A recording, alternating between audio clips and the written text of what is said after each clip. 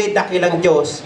Lord, walang ibang Diyos na makagagawa sa aming buhay ng mga bagay nito, ng kagalakan na nararamdaman po namin, ng kapayapaan na mayroon kami sa aming puso at isipan, O God. Lord, Ikaw lamang ang pinagbumulan ng lahat ng ito. Sa pagpapala, Panginoon, kailanman ay hindi ka nagkulang, Panginoon, sa aming mga buhay. Lord God, sa oras nito, Panginoon, kami po ay nagpapasalamat dahil alam po namin, Panginoon, Ikaw ang kumilos, Panginoon, sa buhay ng aming 3 kapatid upang ang kanilang mga pagyabak sa dakong lugar nito ay masumpungan mo sa gabing ito. Dakilang Diyos, idinadalangin po namin, Panginoon, ng aming 3 kapatid na ito, Lord God, hallelujah. Na patuloy mo pong hawakan, Panginoon, ang kanilang mga buhay, O God. Lord, ingatan mo, Panginoon, sila sa lahat ng gawa ng kaaway, Panginoon. Lord God, maaaring sa mga susunod na Sabado, Lord, pulungan sila ng kaaway na huwag ka nang bumalik doon, huwag na silang dumalaw, Panginoon. But Lord, hallelujah, higit sa lahat, Panginoon, Lord God, hallelujah, mangusap ka lagi sa kanila, Panginoon. Lord, give them a strong conviction in their heart, Panginoon, na tunay, Panginoon, lagi sila, Panginoon, dumako sa lugar nito upang tumatag at lumago, Panginoon, ang kanilang mga pananampalataya. Dakilang Diyos, gabayan mo, Panginoon, ang aming 3 kapatid na ito.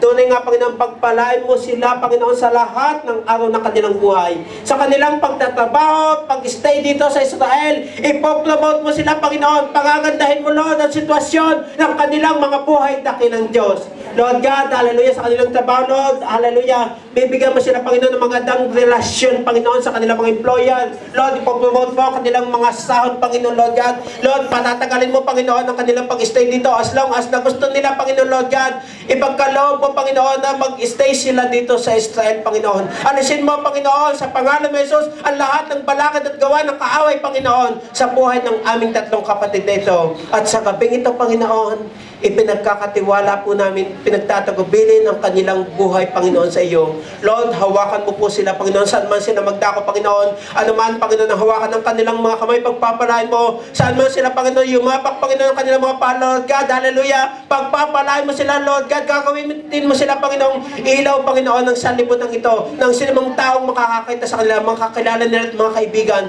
Lord, may makikitang kaiba sa kanila, sapagkat makikita sa kanilang buhay ang iyong kaluwalhatian. Kaya sa oras ito, Panginoon, Lord God, ibaba mo ang basbas ng iyong kapangyarihan sa buhay ng aming 3 kapatid nito. At Lord, ito ang aming pag-asa na sila po ay lagi na po namin makakasama, Panginoon, sa iyong gawain hanggang sa pag-uwi po namin diyan sa iyong kaharian. Marami pong salamat, dakilang Diyos. Kulang, Panginoon, ang mga salita upang ibalik sa iyo at ibigay at ihandog ang lahat ng papurit pasalamat sa ngalan mo, Panginoon Jesus. Amen. Praise God. We give you a big God bless. Welcome sa New Life Christian Ministries. Praise God. God bless you, sister. Praise the Lord, Jesus. God bless. God bless you, sister. Hello.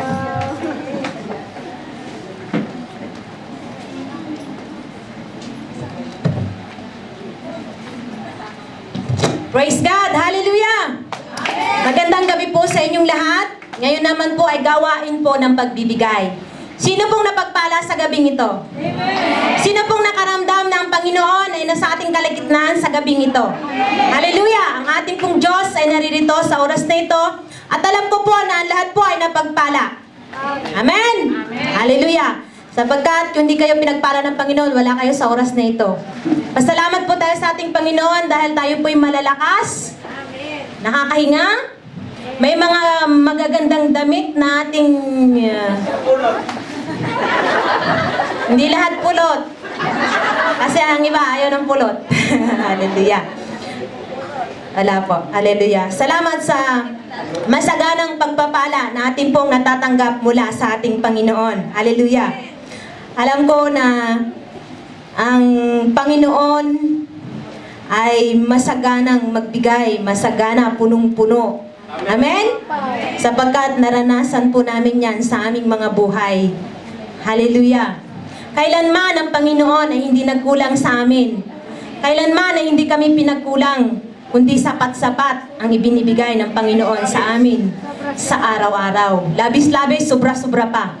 Amen? Hallelujah. May babasahin pa ako dito sa aklat po ng Deuteronomy, chapter 8, chapter 8 po. Sundan po ninyo ako. Hallelujah.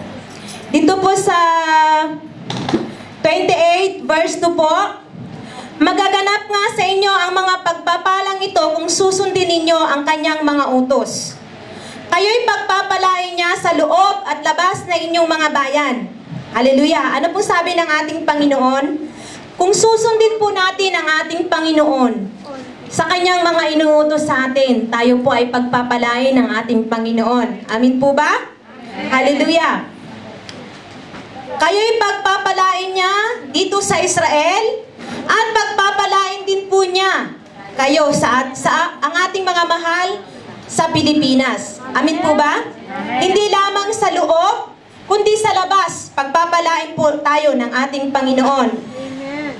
Dito po mga kapatid sa bansang Israel, tayo po ay sapat na pinagpala ng Panginoon.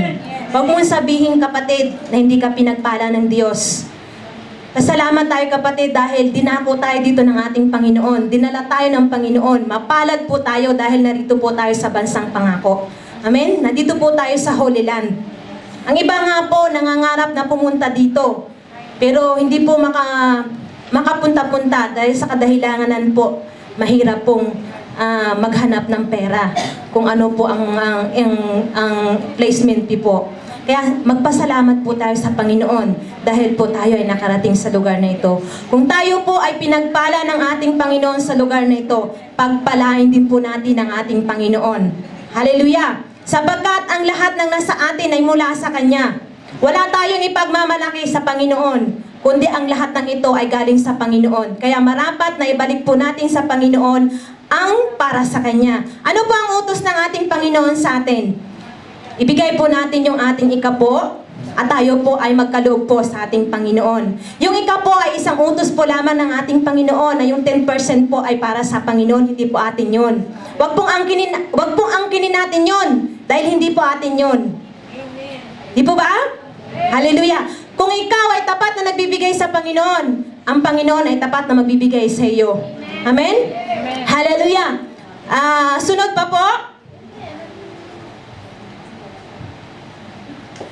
Verse 4. Pagpapalain niya ang inyong mga anak, lupain, pati mga hayop, paparamihin niya ang inyong mga baka at iba pang mga hayop.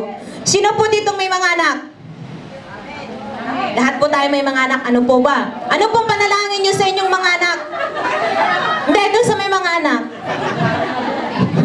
Ang panalangin po natin sa ating mga anak ay makapagtapos ng pag-aaral. Di po ba? Pag tayo tumatawag sa Pilipinas, anak, mag-aral ka ng mabuti ha. Anak, pag may assignment, sagutan mo ha. Di po ba?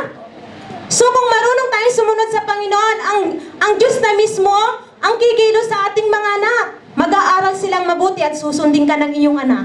Kung ikaw ay marunong sumunod sa Panginoon, susundin ka ng iyong anak. Amen! Hallelujah! Purihin ang Panginoon. Hallelujah! At doon naman sa pararamihin niya ang inyong mga baka. Hindi lang baka, yung inyong kayamanan na nasa inyo. Hallelujah! At iba pang mga hayop. Lagi kayong magiging sagana sa pagkain. Sinong nawawalan dito ng pagkain? Wala, di po ba? At di mawawala ng laman ng inyong mga wallet. Palagi pong may shekel ang inyong mga wallet. Oh, dollars pa. Praise the Lord. Hallelujah. Hindi po mawawalan ng laman ng inyong masahang harina. So sa atin po, hindi po mawawala ng inyong wallet po ng shekel at dollar kung tayo po ay magtatapat sa ating Panginoon. Hallelujah! Purihin ang Panginoon. Hallelujah! Praise God! Sa verse 8 po, pagpapalain niya ang inyong mga bangan at lahat ng inyong gagawin. Pagpapalain niya kayo sa lupa at ibibigay niya sa inyo. So lahat po ng ating gagawin, ano man po, nag-aalaga po tayo sa ating matanda, nagtatrabaho man po tayo sa pamilya, lahat po tayo ay pagpapalain ng Panginoon. Kahit po tayo hirap, kahit minsan masakit ang katawan, nararanasan po natin yon.